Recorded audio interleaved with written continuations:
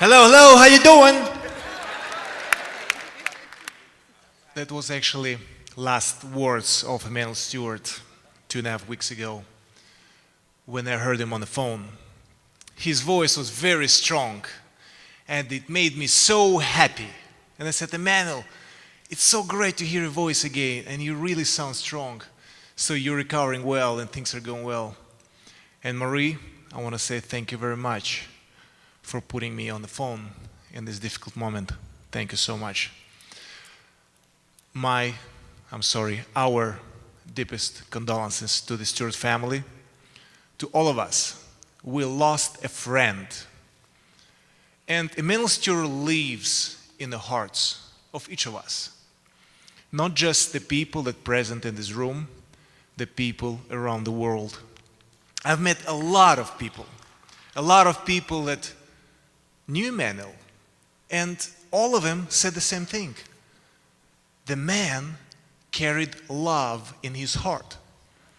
People can speak different languages, but do they really want to understand you? Emanuel Stewart wanted it. And he always found a way to understand where you're from, what you are, who you are, and where you're going to. If you want, I can help you, he would say. He was such a wise man. And there is a lot of stories that we can keep telling, and he was a great storyteller, we all know. He can tell the same story 1,000 times, and 1,001st time you're listening to it and you're wondering, man, it's still interesting. It's like first time. This man has such a great gift of God. Only really talented people could carry through their life love that comes and came from Emanuel's heart and Emanuel's mind. He taught me a lot. I will carry through all my life what he taught me. It's not just about boxing. Believe it or not, we were doing our pets work in the morning. That's what we usually do, or did. And most of the time we talked. We talked not just boxing, about life. And he is a great mentor. Great mentor that I will always keep in my mind, that we all gonna keep in our minds to keep Emanuel alive. And he will live with us. He will live and go through the generations. He said a couple of wise lines. As for example, Vladimir. He didn't call me Vladimir, he called me Wladimir. Vladimir, by the way, do you know that boxers are actually smarter than trainers? That's a wisdom. And I think he's right. In a certain way. He said, there's a lot of trainers that are not listening. That's what I'm talking about. You need to understand. It doesn't matter where you're coming from, what's your skin color, what language do you speak. You have to understand the person that you're talking to. And he said, listen, a lot of trainers don't understand fighters. They're not listening to them. I'm 68 years old and I'm still learning every single day. And it's a great example that we can carry with us. And always learn and never be stubborn and say, that's the way it is and there is no other way.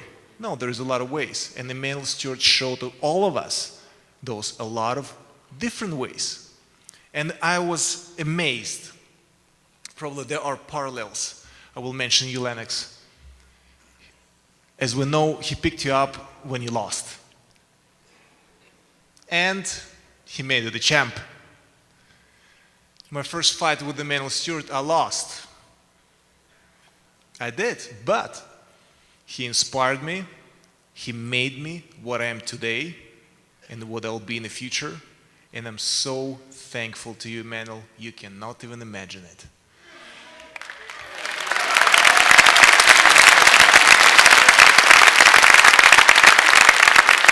He also said one line, because as I said, we've been talking a lot. He said, well, Vladimir, you know, every person has certain qualities.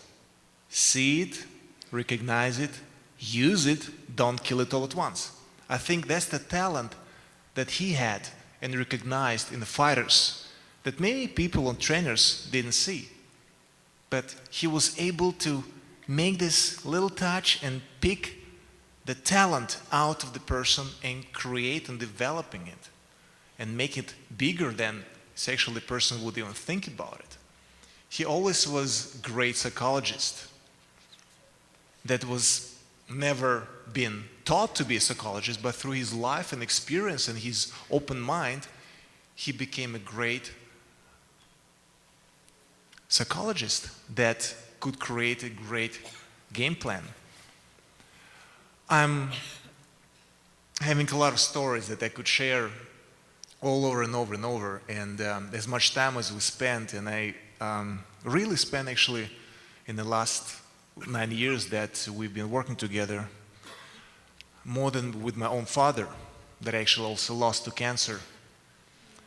Unfortunately, we lost Emanuel to cancer, and that's the disease that we eventually have to fight. And I just want to say, there was one of the doctors, but I also want to say that you guys have to take care of yourself and your health, and you can prevent it. Just prevention is better than treatment, and I'm talking about colon cancer.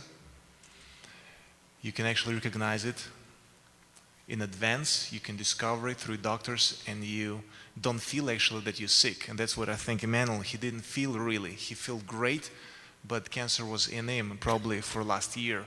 So I just want to motivate you and go and check your colon.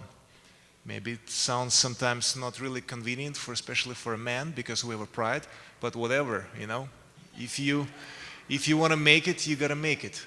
And there's a lot of, even this little lesson that Emanuel actually is teaching us and give it to us, but we have to recognize it and really not underestimate it, because we can actually live also longer and happier.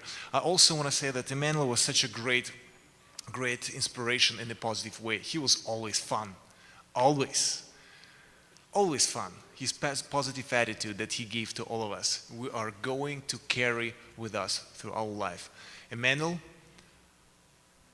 I'm proud that my brother and I had chance to work with you as a legend, with you as a mentor, with you as a person, as a very, very close friend.